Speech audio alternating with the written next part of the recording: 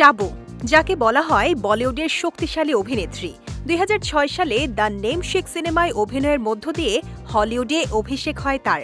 এরপর life of পাই সিনেমায় গীতা প্যাটেল চরিত্রে অভিনয় করে প্রশংসিত হন তিনি এবং সর্বশেষ ২০২০ সালে BBC mini series a suitable বয়তে অভিনয় করেছিলেন তিনি। এবার চতুর্থবারের মতো হলিউড ইন্ডাস্ট্রিতে অভিনয় করতে দেখা যাবে তাকে। টাবুকে দেখা যাবে হলিউড নির্মাতা ডেনিস ভিলেনিউভের ডুনের প্রিকুয়েল সিরিজ ডুন প্রফেসিতে। বিষয়টি ইতোমধ্যেই একাধিক হলিউড ও বলিউড ভিত্তিক গণমাধ্যম নিশ্চিত করেছে। তার চরিত্র প্রকাশ করা হয়েছে। সিনেমায় টাবুকে সিস্টার ফ্রান্সিস্কার ভূমিকায় দেখা যাবে, যেই চরিত্রটি হবে শক্তিশালী, বুদ্ধিমান এবং আকর্ষণীয়।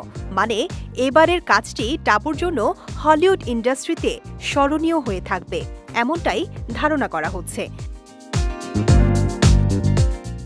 তবে ডুন প্রফেসি সিরিজের প্রিমিয়ারের তারিখ এখনও ঘোষণা করা হয়নি। টাবু ছাড়াও সিরিজে আরও আছেন Emily Watson, Olivia Williams, Mark Strong, Sarah Sophie Boussnina এবং শ্যালোম ব্রুন ফ্র্যাঙ্কলিন।